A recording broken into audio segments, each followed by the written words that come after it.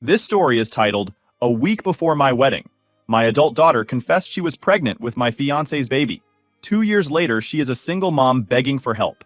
I never thought I'd be one of those people posting on the internet about their life falling apart. But here I am. I'm 45, and what was supposed to be the happiest day of my life turned into an absolute nightmare. I don't even know where to start because every time I think about it, my chest feels like it's going to explode. I guess I'll start from the beginning and see if writing this out helps me make sense of it. I met Chris 3 years ago at work. We're in different departments, but our paths crossed during a team project. He was charming, funny, and just so attentive. After being married to my ex-husband David, who was emotionally distant and focused only on his career, Chris felt like a breath of fresh air. He was the kind of guy who would bring me coffee without me asking, or leave little notes on my desk to cheer me up during a stressful day. He made me feel seen in a way I hadn't felt in years. I'd been divorced for about 2 years when we started dating. My daughter, Emma, was in her final year of college at the time, and we'd always been close. I raised her mostly on my own, since David was always working. Emma was my rock during the tough times, and I always thought we had a special bond.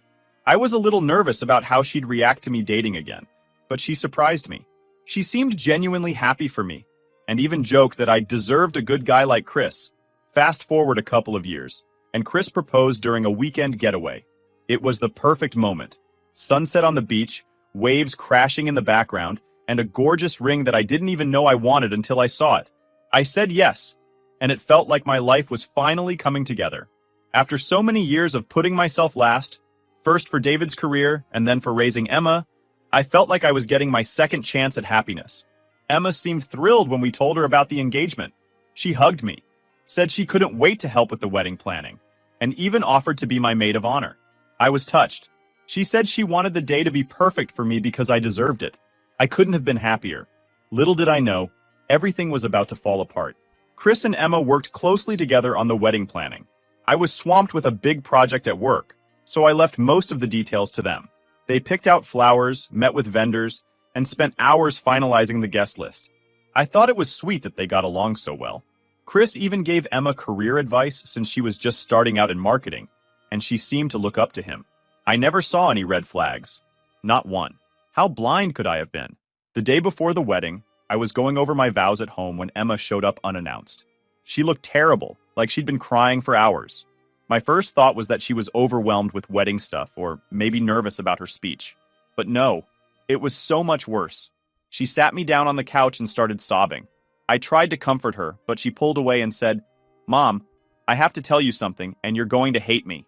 My stomach dropped. I don't know why, but I immediately knew it was bad, like life-altering bad. Then she said the words that shattered my entire world.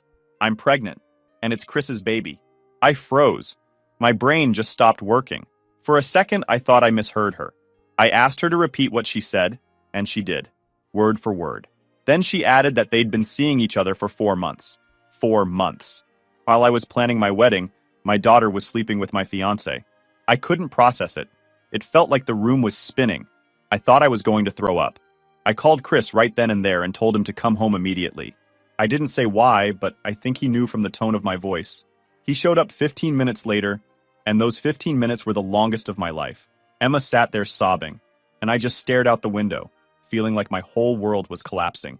When Chris walked in and saw Emma crying, the first thing he said was, "You told her?" Just like that. No denial, no shock, just a calm acknowledgement like they were discussing a change in plans. That's when I lost it.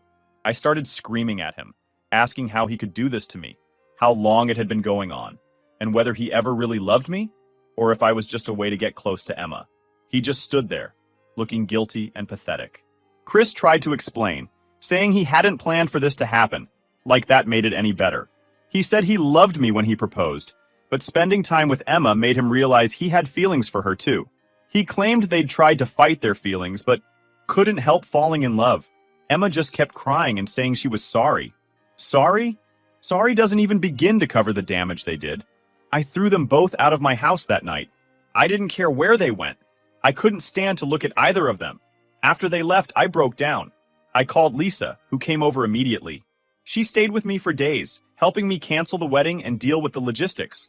I couldn't even bring myself to explain the real reason to most people. I just told them that Chris and I realized we weren't right for each other. The worst part was the memories. Every little detail of the wedding planning was tainted. The flowers, the venue, the dress. I couldn't look at any of it without feeling sick. I burned my wedding dress in the backyard the night after they left. It sounds dramatic, but it felt cathartic. Like I was purging their betrayal from my life. I haven't spoken to either of them since that day. I blocked their numbers and deleted them from all my social media. I couldn't deal with the reminders. Emma was my daughter, my flesh and blood. I raised her, loved her, and sacrificed so much for her. And this is how she repaid me? As for Chris, I thought he was the love of my life, but he turned out to be the worst mistake I ever made.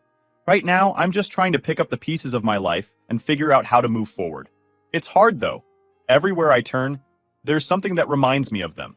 I can't even go into my living room without picturing Emma sitting there, crying and confessing. I don't know if I'll ever be able to forgive them. Part of me doesn't want to. They destroyed everything I held dear, and I don't know if I'll ever be the same again. Anyway, thanks for reading if you've made it this far. I just needed to get this off my chest. Maybe writing it all out will help me figure out what to do next, because honestly, I feel completely lost. It's been a couple of weeks since everything fell apart, and I'm still struggling to wrap my head around it. Life doesn't feel real anymore. It's like I'm stuck in this limbo, where every day I wake up hoping it's all just been a horrible dream, but then the reality hits me like a freight train. Chris and Emma's betrayal is all I can think about. I can barely eat or sleep, and when I do, it's nightmares. I don't know how I'm supposed to move on from this. Canceling the wedding was a nightmare in itself. Do you know how embarrassing it is to have to call dozens of people and tell them the wedding is off without giving them the full story? I just couldn't bring myself to explain why, so I kept it vague. Chris and I realized we weren't right for each other, I told them. The pity in their voices was unbearable, and the whispers behind my back are even worse. I know people are gossiping. Some of my coworkers keep giving me these weird, sympathetic looks, and I overheard one of them speculating about what happened. It's humiliating. On top of that, the financial burden of canceling everything has been overwhelming. The venue refused to refund the deposit because it was such short notice. That's $15,000 gone. The caterers, the photographer, the florist, all of them are only willing to refund a fraction of what I paid.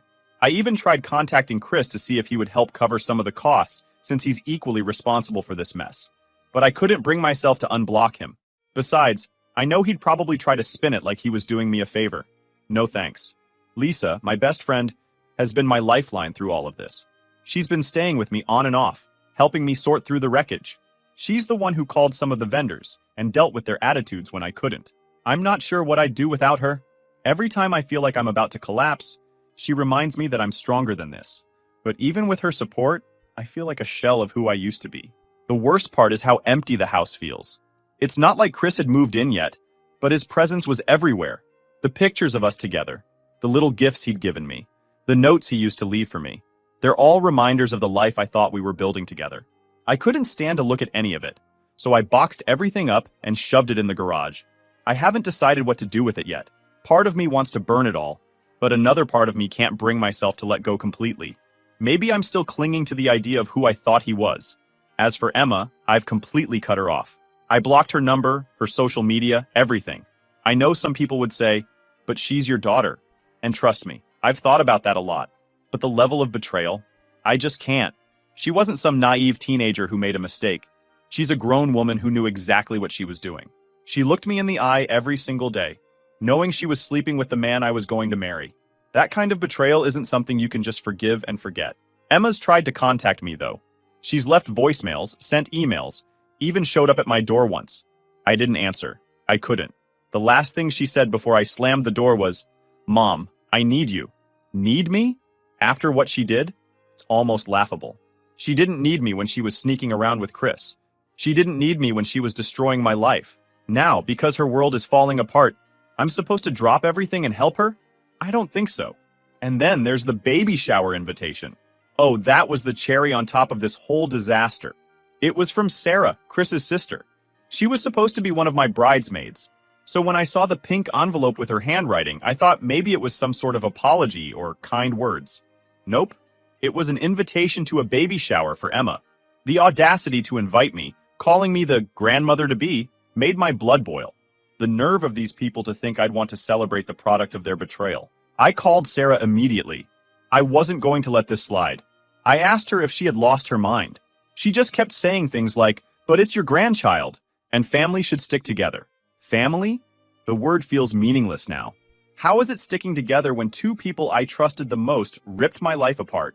She even had the nerve to say, "True love doesn't follow rules." At that point, I just hung up. There was no reasoning with her. It doesn't stop there, though. David, my ex-husband, decided to weigh in too. Apparently, Emma went crying to him about how mean I was being.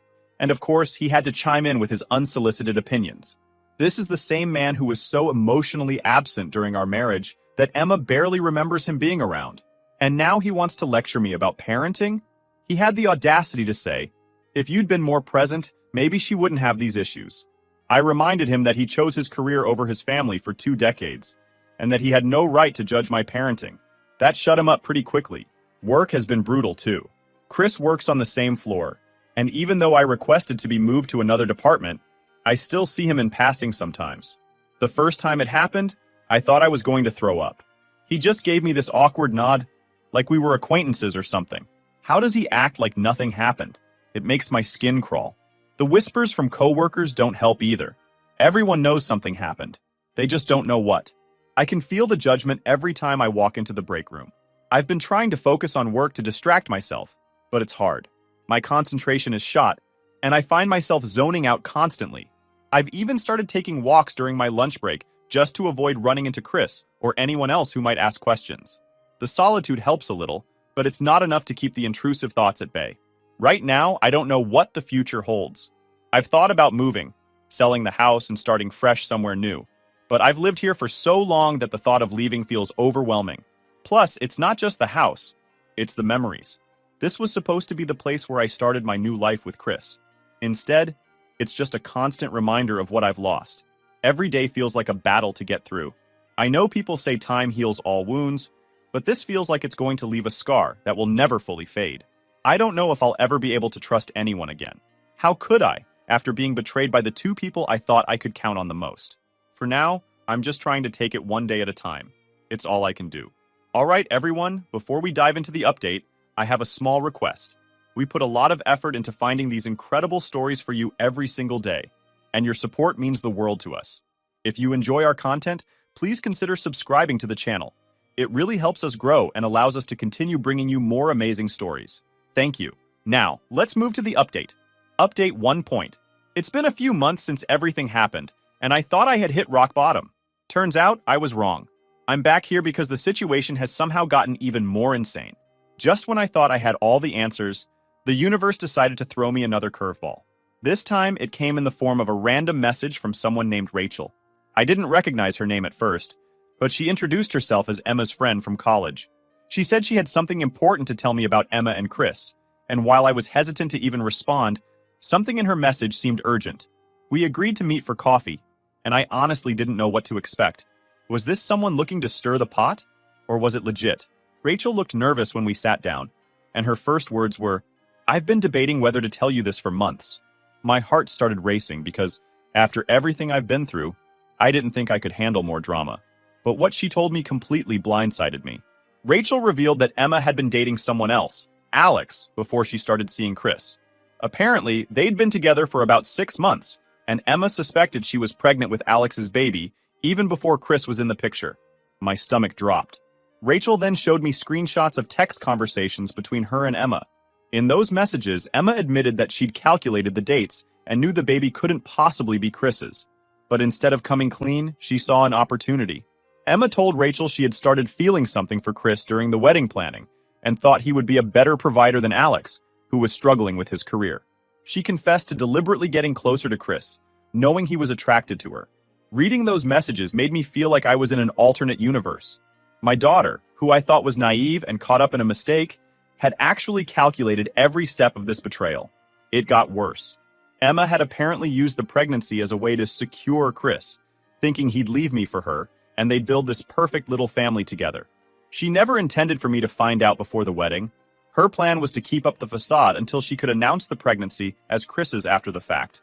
But when the guilt became too much for her to bear, she confessed, likely because the timing of the baby would eventually expose her lie. After hearing all of this, I didn't know whether to laugh, cry, or scream. Rachel seemed genuinely torn about telling me, but she said she felt like I deserved to know the truth. She had debated telling Chris herself, but was worried about the backlash. I thanked her for coming forward and left the cafe feeling completely numb. I didn't even know how to process this new information. All this time, I'd been blaming myself for being blind, for not seeing the signs. Now I realized I wasn't just dealing with betrayal. I was dealing with manipulation on a level I never thought Emma was capable of. That night, I made a decision. I created an anonymous email account and sent the screenshots to Chris. I didn't include any explanation or message, just the evidence. I didn't care how he reacted. He deserved to know the truth. If he wanted to continue his life with Emma after learning about her lies, that was on him. 2 days later, Emma showed up at my door. She looked like she hadn't slept in days. Her hair was a mess. Her eyes were swollen, and she was visibly shaking. She asked if she could come in, but I stood in the doorway, blocking her. She started crying immediately and said, "Chris knows everything. Did you tell him?" I didn't answer, but the look on her face told me she already knew the answer. She said Chris had confronted her about the baby's paternity and demanded a DNA test. When she refused to take one immediately, he packed his things and left their apartment. Apparently, he's staying with a friend now and won't even talk to her until the test is done. Emma kept saying she never wanted things to get this messy, that she really loved Chris and wanted to build a life with him. I could barely stand to listen to her. I asked her if she remembered the day she told me about her affair. I reminded her how she had stood in that exact same spot, crying and begging for forgiveness. I told her that she had destroyed my life and that karma had finally caught up with her. She tried to defend herself, saying she was scared and confused and didn't know what to do. But to me, those are just excuses. She had plenty of chances to come clean, and she chose to lie instead. Before she left, she asked if I could forgive her. She even tried to guilt me by saying, "I just want my mom back." I told her I wasn't ready to forgive her, and honestly, I didn't know if I ever would be. She left in tears, and for a moment, I felt a pang of guilt. But then I remembered everything she'd done, and that guilt disappeared. Later that week, I heard from Sarah, Chris's sister. She's usually so self-righteous, but this time she actually sounded worried. She told me that Chris had been drinking heavily since finding out the truth. Apparently, he's been spiraling, questioning everything about the relationship. She said he's not even sure if he wants to be involved with the baby, assuming it turns out to be his. I didn't know what to say. Part of me felt vindicated, but another part of me just felt sad. This entire situation is so messed up, and everyone involved is suffering because of Emma's lies. As for the paternity test, it's supposed to happen in the next few weeks. I'm not sure what the outcome will be, but at this point, I almost don't care. Whether the baby is Chris's or Alex's, it doesn't change the fact that Emma and Chris betrayed me in the worst possible way. Even if the baby isn't Chris's, I don't think I'll ever be able to look at my daughter the same way again. Right now, I'm just trying to take things day by day. Some days are better than others, but the weight of everything still hangs over me. I've started going to therapy, which has helped a little, but there's no quick fix for this kind of pain. Every time I think I've turned a corner, something new comes up and pulls me back into the mess. I don't know what's going to happen next. Maybe Chris will walk away for good, or maybe he'll stick around for the baby. Maybe Emma will finally take responsibility for her actions, or maybe she'll keep trying to justify them. All I know is that I need to keep my distance. I've spent too much time and energy on their chaos, and I need to focus on myself for once. If I thought I had reached my limit before, the last few weeks have shown me otherwise. It feels like every time I start to put one piece of my life back together, another part falls apart. After Chris demanded the paternity test, things between him and Emma completely unraveled. And of course, the fallout somehow landed back at my feet. It's like I'm stuck cleaning up a mess I didn't make. The paternity test confirmed what Rachel's screenshot suggested. Chris is not the father. The baby is Alex's. I wish I could say I was surprised, but honestly, at this point, nothing shocks me anymore. What did catch me off guard was how quickly everything fell apart for both Chris and Emma after the results came in. Chris completely broke down when he got the news. I didn't hear this from him directly, of course. I've kept him blocked and have no intention of ever speaking to him again. But Sarah, his sister, reached out to me, again, to share her concerns. She told me Chris left their apartment the same day he got the results and moved in with a mutual friend. Apparently, he's been drinking heavily and spiraling into depression. According to her, he started blaming himself for being blinded by love and is questioning every decision he's ever made. While part of me thinks he deserves to feel the consequences of his actions, another part of me feels a twinge of pity. He's finally experiencing a fraction of the betrayal and devastation I've been living with for months. As for Emma, the fallout has been even harsher. The paternity results set off a chain reaction in her life. Alex, the baby's biological father, was furious when he found out she had tried to pass off his child as someone else's. He demanded another DNA test to confirm the results, which only further humiliated Emma. From what I've heard, again through Rachel and mutual acquaintances, Alex has completely cut her off. He told everyone at their workplace about what she did, and the gossip spread like wildfire. Emma eventually quit her job because the tension became unbearable. She's been struggling to find stable work ever since. Emma's situation is even worse financially. Chris had been helping her with rent and expenses before the paternity results came out. Once he left, she was on her own. Her lease is ending soon, and she can't afford the rent increase. She's been staying with friends here and there, but she's running out of options. Last week, she showed up at my door, again, asking for help. When I opened the door, I barely recognized her. She looked worn down, like the weight of everything was finally catching up to her. She was holding her baby, a little boy she named Noah, and she broke down crying as soon as she saw me. She begged me to let her move in, just for a little while, until she could get back on her feet. She said she was sorry for everything she'd done, that she had learned her lesson, and that being a single mom had changed her. She said she needed my help and tried to guilt me by saying I was punishing Noah for her mistakes. I stood there listening to her, and all I felt was exhaustion.